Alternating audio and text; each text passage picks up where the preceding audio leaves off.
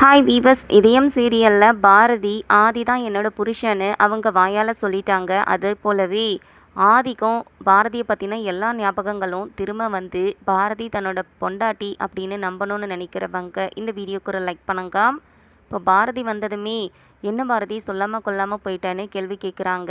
ஏன் குற்றமுள்ள நெஞ்சி குறுக்குதுன்னு இந்த மாதிரி கேட்டுட்ருக்கீங்களா? நான் தான் கோவிலுக்கு போயிருக்கேன்ல, அதாவது நீங்கள் எல்லாரும் என்ன சொல்கிறீங்க, நான் மறந்துட்டேன், எனக்கு நினைவில்லைன்னு சொல்கிறீங்க இல்லையா? கடவுள்கிட்ட பொறுமையாக உக்காந்து எனக்கு நல்ல புத்தியை கொடுன்னு சொல்லி வேண்டினேன் அப்படின்னு நக்கலாக பேசுகிறாங்க.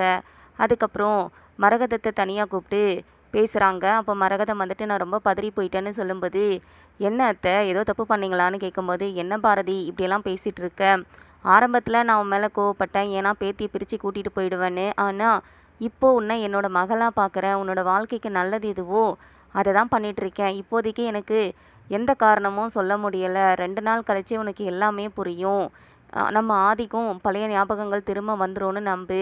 கோவிலில் திரும்பி வரத்துக்குள்ளே நமக்கு எல்லாமே நல்லதாக நடக்கும் பாரதி. உன்னோட கேள்விகளுக்கு என்கிட்ட பதில் இல்லை அப்படின்னு சொல்லி சமாளிக்கிறாங்க. மறுநாள் காலையில் கோவிலுக்கு போகிறதுக்காக எல்லாரும் ரெடியாகி வந்து நிற்கிறாங்க. அப்போ மித்ரா வந்ததுமே நீ வரலையான்னு கேட்கும்போது, நானும் ஆதியும் வரல, ஏன்னா ஆதியும் வந்துட்டு வரலன்னு சொல்லிட்டாரு அப்படின்னு சொல்லும்போது, உடனே மரகதம் வந்துட்டு ஆதி தம்பி வரலையான்னு கேட்குறாங்க. நான் கேட்குறேன், பாட்டி நீங்கள் இருக்கீங்க, அப்பா அம்மா இருக்காங்க, எதுக்கு ஆதி வரணும், என்ன காரணம் இருக்குது அப்படின்னு சொல்லி கேட்கும்போது, ஒன்றும் இல்லை, பாரதிக்கு நல்லது கெட்டது எல்லாமே இது வரைக்கும் அவர் தான் பண்ணியிருக்காரு, அதனால தான் அவர் வந்தால் நல்லாயிருக்கும்னு சொன்னேன்னு மரகதம் சொல்கிறாங்க.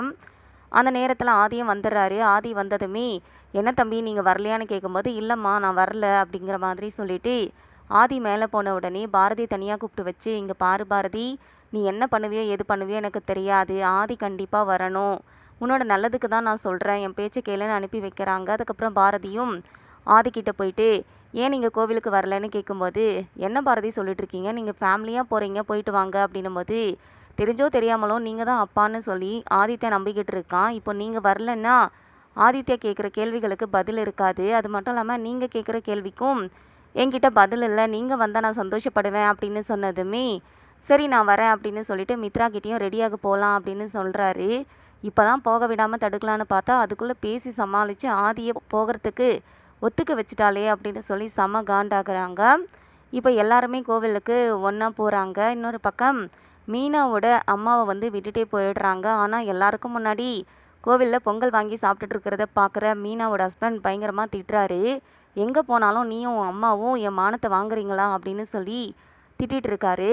உடனே மீனா ஓடி போய் அவங்கக்கிட்ட பேசும்போது, என்ன மீனா, என்னை விட்டுட்டு நீங்கள் வரலான்னு பார்த்தீங்களா, அதுக்கு தான் முன்னாடியே வந்துட்டேன், இந்த பொங்கல் நல்லா இருக்குது அப்படின்னு சொல்லிட்டு, சரி அந்த ஆதியோட பொண்டாட்டியை தான் தேடுறதுக்காக இங்கே வந்தேன், இங்கே எங்கேயாவது இருக்காளான்னு பார்க்குறேன் அப்படின்னும்போது, உடனே மித்ராவோட அண்ணா பயங்கரமாக முறைக்கிறாங்க. இவங்களும் எவ்வளவோ பேசி பேசி சமாளிக்கிறாங்க. என்ன நீ தானே சொன்ன, நீ சொன்ன வேலையை தானே பண்ணிகிட்ருக்கேன் அப்படின்னு சொல்லும்போது ஆதி அதை நோட் பண்ணிவிட்டு, ஏற்கனவே இவங்க பொண்டாட்டி இருக்காங்களான்னு கேட்டாங்க. இப்போது இந்த மாதிரி பேசுகிறாங்களே அப்படின்னு ஆதி வேற குழம்பி போகிறாரு. இன்னொரு பக்கம் அச்சச்சோ என்னென்ன நடக்குது இங்கே அப்படின்னு மித்ராவும் கோவப்படுறாங்க. அதுக்கப்புறம் மித்ராவோட அண்ணா இருந்துட்டு மீனாவை பார்த்து மறைக்கும்போது, அம்மா தயவு செஞ்சு நீ வாயை மட்டும் மூடிக்கோ, தேவையாக இருந்தா இன்னும் கூட பொங்கல் வாங்கி சாப்பிடு அப்படின்னு சொன்ன உடனே, என்னவோ பண்ணுங்க, இப்போ ஒரு மாதிரி பேசுகிறீங்க, மற்ற நேரத்தில் ஒன்று மாதிரி பேசுகிறீங்க அப்படின்னு சொல்கிறாங்க. மரகதமும் சரி வயசானவங்க ஏதோ அவங்க பேசுவாங்க, அதெல்லாம் நம்ம பெருசாக எடுத்துக்க வேண்டாம், வாங்க என் பேரனுக்காக நம்ம பூஜை பண்ண போகிறோம், அதுக்காக வாங்க அப்படின்னு சொல்லி எல்லாரையும் கூட்டிகிட்டு அந்த பூசாரி கிட்ட போகிறாங்க.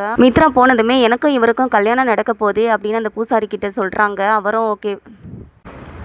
உடனே பேர் ராசி நட்சத்திரம் கேட்கும்போது ஆதியோட பேர் ராசி எல்லாத்தையும் சொல்கிறாங்க. அதுக்கப்புறம் பூஜை பண்ணி மாலை எடுத்துகிட்டு வந்து கொடுத்தா அந்த மாலையை அவங்க 2 பேரும் போட்டுக்கிறாங்க. அதுக்கப்புறம் ஆதிக்கு திருநீர் வைக்கிறதும் ஆதியோட கையை பிடிச்சிக்கிறதுமா பண்ணி பாரதியை வெறுப்பேற்றுறாங்க மித்ரா. இதெல்லாம் பார்த்து பாரதி மனசுக்குள்ளே ஃபீல் பண்ணுறாங்க. இப்போ மரகதம் இருந்துட்டு, உங்ககிட்ட ஃபோனில் சொன்ன மாதிரி என் பேரன் ஆதித்யாவோட உடம்பு சரியில்லாமல் இருந்தப்போ வேண்டிக்கிட்ட பரிகாரம் பண்ணுறதுக்காக தான் நாங்கள் வந்திருக்கோன்னு சொல்கிறாங்க. சரி அம்மனை நினச்சி நீங்கள் வேண்டிக்கோங்க, எல்லாமே நல்லதாக தான் நடக்கும் அப்படின்னு சொல்கிறாரு.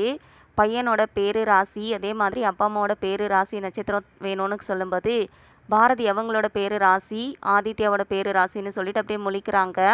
அப்பாவோட பேர் ராசி கேட்கும்போது ஆதித்யா இருந்துட்டு ஆதியோட பேர் ராசியை சொன்ன உடனே, பரவாயில்லையே அப்பாவுக்கும் உனக்கும் ஒரே ராசி ஒரே நட்சத்திரமா, கோடியில் ஒருத்தருக்கு தான் இந்த மாதிரி இருக்கும் அப்படின்னு சொன்ன உடனே மித்ராவும் பயங்கரமாக காண்டாகிறாங்க.